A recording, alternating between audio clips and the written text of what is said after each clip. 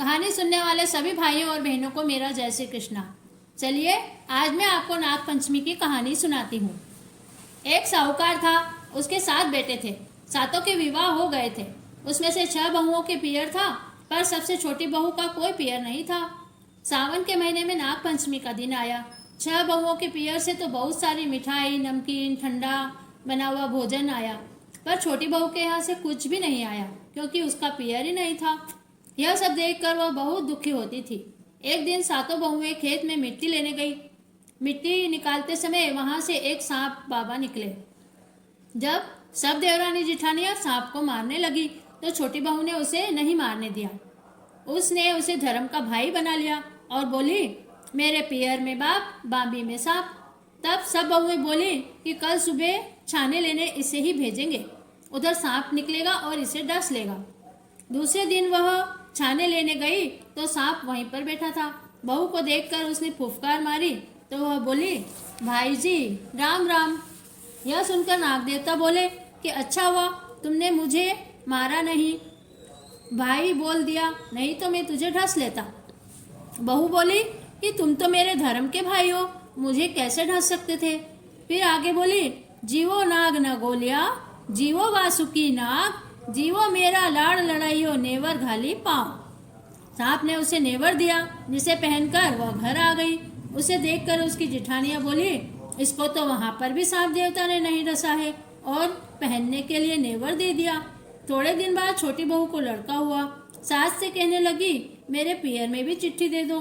तो सास बोली, तेरा तो कोई पियर नहीं था, अब कहाँ से आ गया।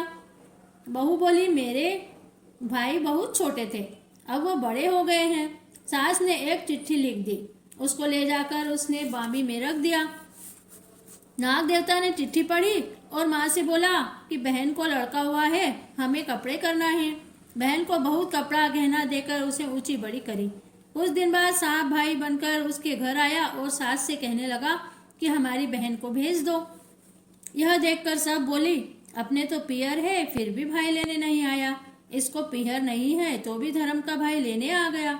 सब ने उसको तैयार करके मेहंदी लगाकर सांप के साथ छोटी बहू को भेज दिया। दोनों वहां से चले। चलते चलते रास्ते में उन्हें एक खून की नदी बहती मिली। उसे देखकर वह बोली कि भाई मैं इसे कैसे पार करूंगी। सांप ने कहा कि तुम चिंता मत करो, तुम मेरी पूंछ पकड़ लो। जैसे ही दोनों जाने लगे, खून की नदी दूध की बन गई। पीहर में आते ही सब उसे बहुत लाड़ प्यार देने लगे। रहते रहते बहुत दिन हो गए। तब एक दिन सांप की माँ बोली कि मैं बाहर जा रही हूँ, तुम भाइयों को दूध ठंडा करके पिला देना। उसने सब भाइयों को गरम गरम दूध ही पिला दिया, जिससे सबकी पूंछ जल गई, किसी की मूंछ जल गई। सभी नागों को बहुत गुस्सा आया और माँ से बोले, हम तो बहन को डसेंगे, पर माँ ने उन्हें रोका और उनका गुस्सा शांत करा दिया। एक दिन उसने पड़ोसी से भी लड़ाई कर ली और भाइयों की सौगंध भी खा ली। भाइयों ने यह सुन लिया तो अपनी माँ से बोले, बहुत दिन हो गए, अब बहन को ससुराल भेज दो। बहुत सारा धन देकर जब उसे भेजने लगे तो ताई और चाची ने कहा कि तेरा लाड़ प्यार तो बहुत किया, तुझे 6 कमरों की चाबी भी दे दी, पर 7वें कमरे की चाबी नहीं दी। तब उसने सांप से कहा कि मुझे 7वें कमरे की भी चाबी चाहिए, तुमने मुझे 7वें कमरे की चाबी क्यों नहीं दी। सांप ने कहा, तू अगर वह लेगी तो बहुत पछताएगी। लेकिन उसने जिद करके चाबी ले ली। जैसे ही उसने ताला खोला, एक बहुत बूढ़ा अजगर फुफकारता हुआ बाहर निकला। तब वह बोली, बाबा जी राम राम। अजगर ने कहा, तुमने मुझे बाबा जी कह दिया, नहीं तो मैं तुम्हें ढस लेता। वह बोली, तुम तो मेरे धर्म के पिता हो, मुझे कैसे ढस लेते। फिर उसने वही बोला, जीवो नाग ना गोलिया, जीवो वासुकी नाग, जियो मेरो लाड़ लड़ाइयो 9 करोड़ को हार। तब नाग देवता ने उसे 9 करोड़ का हार दे दिया। उसे पहनकर ससुराल आ गई। उसे देखकर उसकी सारी जेठानियां जल भुन गई और कहने लगी, हमारे तो पियर है तो भी माँ बाप ने धन नहीं दिया, इसके पियर नहीं है तो भी यह इतना धन दौलत लेकर आई है। दूसरे दिन छोटी बहू के बच्चे अनाज की बोरियां ढोल रहे थे और अनाज से खेलने लगे तो उनकी ताइयां बोली, तुम्हारे तो नए नए नाना मामा हैं, उनसे कहकर चांदी सोने के अनाज की बोरियां मंगवा लो, हमारे अनाज से मत खेलो। बच्चों ने जाकर माँ से बोला तो सांप ने उनकी बात सुन ली और दूसरे दिन सोने चांदी की बोरियां भरकर सांप के ने बहन के यहाँ रख दी। दूसरे दिन बहन के बच्चे झाड़ू तोड़ रहे थे। फिर जेठानियाँ ताने मारने लगी, तुम्हारे नाना मामा तो सोने चांदी की झाड़ू दे देंगे, हमारी झाड़ू मत तोड़ो। यह बात सुनकर सांप घर पहुंचा, वहां से 2 सोने की 2 चांदी की झाड़ू ले आया। इस पर जेठानियाँ बोली, इसको तो बोलते बोलते इसका धन बढ़ता है और सब चीजें आ जाती है। उसी शहर में एक राजा रहता था। उसकी रानी को लड़का हुआ तो दाई ने रानी से बोला, तुम्हारे पास इतने सारे हार हैं, पर साहूकार की छोटी बहू के पास जैसा हार है वैसा नहीं है। अगर तुम वह हार पहनकर जलवा पूजोगी तो बहुत अच्छी लगोगी। जलवा का दिन आया। रानी को दाई की बात याद आ गई तो अटवे खटवे की पार्टी लेकर सो गई।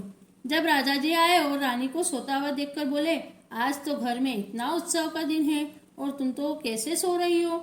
जब रानी ने कहा कि साहूकार की छोटी बहू का हार पहनकर ही मैं जलवा पूजूंगी, तब राजा ने छोटी बहू को बुलवाया और कहा कि तुम्हारा हार हमारी रानी को दे दो। छोटी बहू ने वह हार उतारकर उसे कच्चे दूध में धोकर बोला कि हे नाग देवता, आप मेरे धर्म के भाई हो तो यह रानी उस हार को पहनेगी तो नाग बन जाना। और ऐसा कहकर रानी को दे दिया। अब हार पहनते ही वह हार सर्प बन गया और रानी को काटने लगा। जब रानी रोने लगी और कहने लगी, साहूकार की बहू तो मेरे ऊपर जादू टोना कर गई है, जो हार सांप बन गया। इस पर बहू ने कहने लगी, मैंने तो कोई जादू टोना नहीं किया है, यह हार मेरे भाई सांप ने मुझे दिया था, इसलिए मैं ही पहन सकती हूँ। अगर कोई दूसरा पहनेगा तो उसे सर्प बनकर काट लेगा। राजा ने यह बात सुनकर हार लौटा दिया और साथ में बहुत सा धन दे दिया। यह देखकर छोटी बहू की जेठानियाँ और जल गई और उसके पति को भड़का दिया कि तेरी औरत कहाँ से धन ला रही है, तो उससे पूछता क्यों नहीं है। रात को वह सोने गया तो उसने अपनी पत्नी को डांट कर पूछा कि बताओ इतना धन तुम कहाँ से ला रही हो। तब उसने सारा किस्सा कह सुनाया। यह सुनकर उसका पति बहुत प्रसन्न हुआ। तभी से नाग देवता की पूजा नाग पंचमी को होने लगी। हे नाग देवता, जैसा तुमने छोटे बहू को खूब धन दिया, पीहर दिया, वैसा ही सबको देना, सबको भाई बनकर सबकी लाज बचाना। कहता न सुनता न हुकारा भरता न सगला परिवार को देना। बोलो नाग देवता की जय। पथवारी माता की कहानी। एक बार रास्ते में पथवारी माता बैठी हुई थी। उधर से सन और सूत के 2 गाड़े निकले। पथवारी माता ने पूछा कि तुम्हारी गाड़ियों में क्या है। दोनों ने पथवारी माता की हंसी उड़ाई और सन वाले ने कहा मेरी गाड़ी में सूत है, सूत वाले ने कहा मेरी गाड़ी में सन है। पथवारी माता ने कहा कि तुम दोनों मेरे को एक एक लट्टी चढ़ा दो। तब उन दोनों ने कहा कि हम तुम्हें एक एक लट्टी चढ़ाएंगे तो हमारी तो गाड़ी ही खाली हो जाएगी, और उन्होंने वह लट्टी नहीं चढ़ाई। फिर तब पथवारी माता ने कहा कि तुम दोनों ने मुझे जैसा बताया है तुम्हारी गाड़ियों में वैसा ही हो जाए। थोड़ी दूर जाकर दोनों ने देखा सन वाले की गाड़ी में सूत हो गया, सूत वाले की गाड़ी में सन हो गया। अब दोनों मार कुटाई लड़ने लगे। सूत वाला बोले कि तूने मेरी गाड़ी ले ली है, सन वाला बोले कि तूने मेरी गाड़ी ले ली है। दोनों को लड़ाई करते करते बहुत देर हो गई। फिर उधर से एक बूढ़े बाबा निकले। बूढ़े बाबा ने कहा कि तुम दोनों क्यों लड़ाई कर रहे हो। तो दोनों बोलने लगे कि इसने मेरी गाड़ी ले ली है, वो बोले इसने मेरी गाड़ी ले ली है। फिर बूढ़े बाबा ने कहा कि तुम कहाँ से आए हो, तुम्हें रास्ते में कोई मिला था। तो उन्होंने कहा कि हाँ, रास्ते में एक पथवारी माता बैठी है, वो हमें मिली थी। बूढ़े बाबा ने कहा कि पथवारी माता ने क्या कहा था। तो उन दोनों ने बताया कि पथवारी माता हमसे बोल रही थी कि एक एक लट्टी चढ़ा दो, लेकिन हमने नहीं चढ़ाई। फिर बूढ़े बाबा ने कहा कि इसीलिए पथवारी माता ने तुम्हें सजा दी है। अब जाकर तुम पथवारी माता को एक एक लट्टी चढ़ा कर आओ। दोनों पथवारी माता के पास गए और एक एक की जगह 2-2 लट्टी चढ़ाई और पथवारी माता से माफ़ी मांगी। पथवारी माता ने दोनों का न्याय कर दिया। सन वाले की गाड़ी में सन हो गया, सूत वाले की गाड़ी में सूत हो गया, और दोनों जय पथवारी माता करते हुए चले गए। पथवारी माता पथ की रानी है। सभी को पथवारी माता की पूजा जरूर करना चाहिए। पथवारी माता पथ की रानी, पंथ मोकलो दे, घर साकड़ो दे, पुत्रों को परिवार दे, घर वालों का घरवास दे, पीहर वासो राख दे। बोलो पथवारी माता की जय। हे पथवारी माता, उन दोनों का न्याय निपेटा, ऐसा सबका निपेटना। कहता ने सुनता ने हुकारा भरता ने तेरा नाम लेता ने। बोलो पथवारी माता की जय। गणेश जी की कहानी। एक छोटा सा छोरा था, चंती में चावल चमची में दूध लेके घूम रहा था और बोल रहा था कि कोई मेरी खीर बना दो, कोई मेरी खीर बना दो। लेकिन कोई भी उनकी बात नहीं सुन रहा था। एक बुढ़िया माई बैठी बैठी यह सब देख रही थी। तो बुढ़िया माई ने बोला कि ला बेटा, मैं तुम्हारी खीर बना दूं।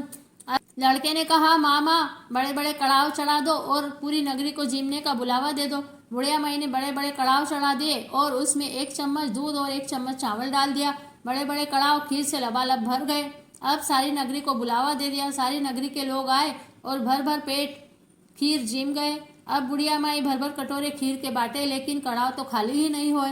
उधर बुढ़िया माई की बहू को भूख लगी तो भर कटोरा दरवाजे के पीछे बैठकर खीर खाने लगी और बोली कि आओ गणेश जी, भोग लग जाओ। थोड़ी देर में गणेश जी आए। बुढ़िया माई गणेश जी के लिए बैठी हुई थी। बुढ़िया माई ने बोला, अरे बेटा, तेरे को भी भूख लगी होगी, चल अपन दोनों खीर खावें। गणेश जी ने कहा कि बुढ़िया माई, तेरी बहू ने दरवाजे के पीछे बैठकर छिपकर खीर खाई थी। जब मुझे याद किया था मैंने तो तभी भोग लगा लिया। मैं तो वासना का भूखा हूँ। तेरी झोपड़ी में चारों कोने में 4 घड़े धन के भरे हुए हैं। तू खोदेगी तो धन धन निकलेगा, तेरी बहू खोदेगी तो कंकर पत्थर निकलेगा। बुढ़िया माई की बहू लेके कुदाली और खोदने लगी, लेकिन कंकर पत्थर निकले। जब बुढ़िया माई ने एक छोटी सी सुई लेकर खोदना शुरू की तो 4 चरवे धन के भरे हुए निकल गए। जाते जाते गणेश जी झोपड़ी को लात मार गए तो महल माड़े बन गए। बुढ़िया माई के आंखों के जाले खुल गए, कानों के ताले खुल गए। बुढ़िया माई की काया कंचन सी हो गई। हे गणेश जी महाराज, बुढ़िया माई को टूटमान हुए वैसे सबको होना, कहते ने सुनता ना, हुकारे भरता ने, तेरे नाम लेते ने। बोलो गणेश जी महाराज की जय।